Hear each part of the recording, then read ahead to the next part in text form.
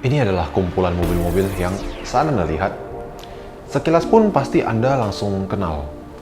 Saat Anda yang melintas dekat Anda, somehow seperti ada aura yang dikeluarkan yang bisa Anda rasain. Dan Anda bisa langsung notice bahwa ada sesuatu yang berbeda.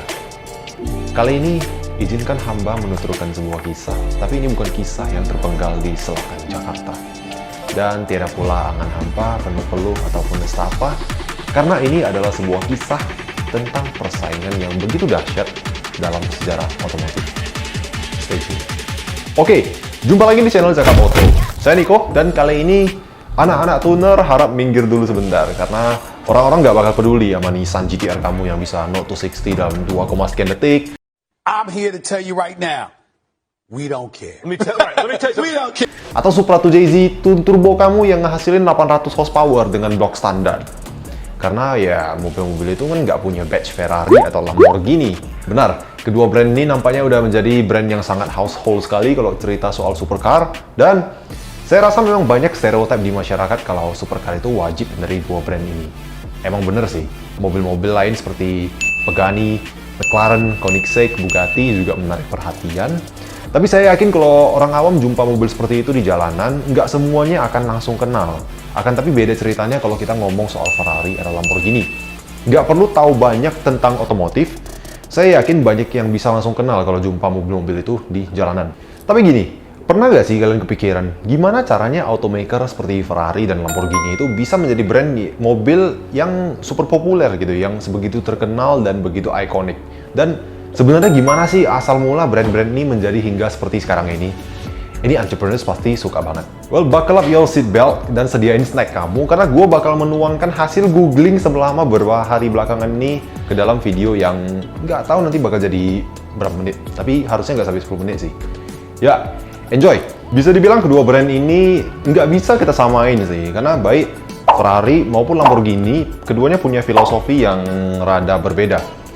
Bisa dibilang kalau Ferrari itu kita samain dengan refined pony, maka Lamborghini itu adalah wild bull atau banteng liar gitu, yang posisinya berada di ujung yang berbeda dengan Ferrari apabila keduanya kita letakin dalam satu spektrum.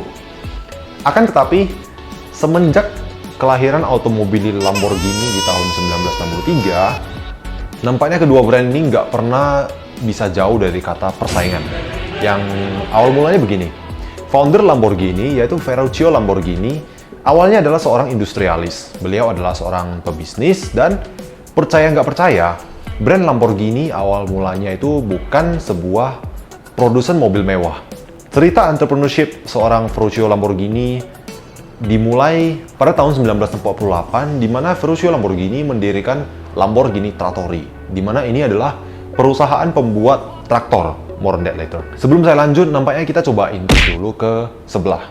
Nah, kalau tadi cerita Lamborghini itu mulai bikin mobil tahun 1963, Enzo Ferrari sebagai founder dari Ferrari, technically udah mulai ngebangun mobil pada tahun 1940, yang pada waktu itu beliau masih berada di bawah naungan Fiat. Akan tetapi Ferrari yang proper, yang menggunakan badge Ferrari itu sendiri belum ada sampai tahun 1947. Nah, kenapa saya mention hal ini? Ini bukan sementang fair ya, kayak tadi gue udah jelasin yang Lamborghini, lanjut punya Ferrari, enggak gitu.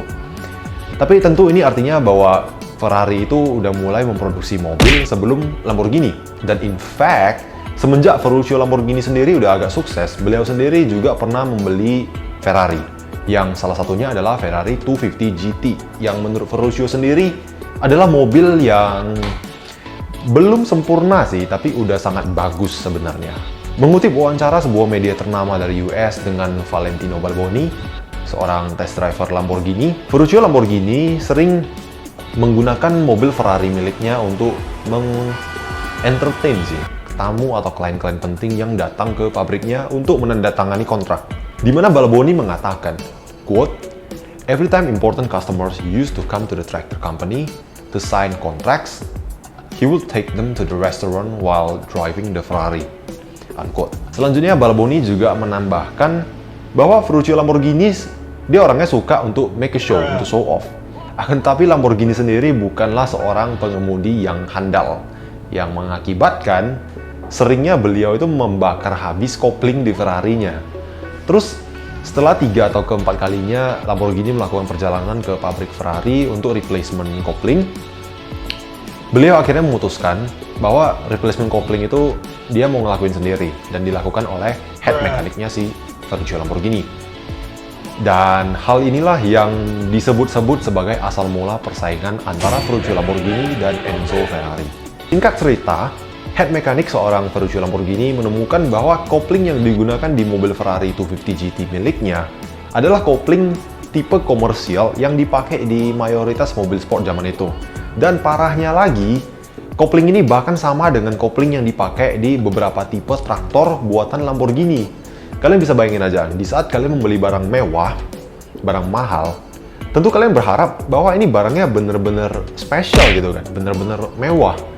Lamborghini sendiri juga pastinya marah karena menurut dia kopling replacement dari yang ia beli dari Enzo Ferrari itu seharga 1000 lira itu pada dasarnya adalah part yang dihargai 10 lira.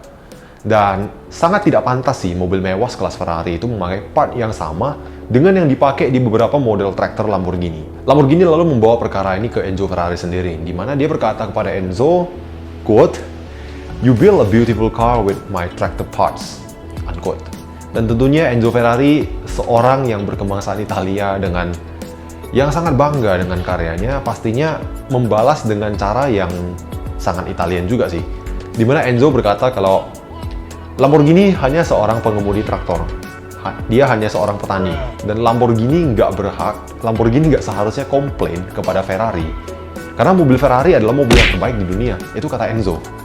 Lalu kemudian Lamborghini masuk ke dalam full on hold my beer mode dan melakukan hal yang sangat Italia juga, yaitu mulai membuat mobil sport sendiri untuk menunjukkan ke Enzo how a sports car has to be. And the rest is history. Tahun 1963, automobil Lamborghini dibangun. 1966 kita melihat untuk pertama kalinya mobil yang dikata-katain sebagai supercar pertama di dunia, yaitu Lamborghini Miura. Dan emang bener sih, di kala itu V12 di Miura ini berhasil ngalahin Ferrari dengan top speednya di 171 miles per hour. Tahun 1968, Ferrari ngerespon dengan GTB4 Daytonanya dengan top speed 174 miles per hour. Lamborghini juga tentunya nggak tinggal diam. Tahun berikutnya, 1966, Lambo ngeluarin lagi versi terupdate dari Miura, yaitu Miura S dengan perolehan top speed di 179 miles per hour. Dan rekor ini terus bertahan sampai akhirnya di tahun 1982, bayangin, 12 tahun. Top speed Miura S ini akhirnya berhasil dikalahin lagi sama Lamborghini.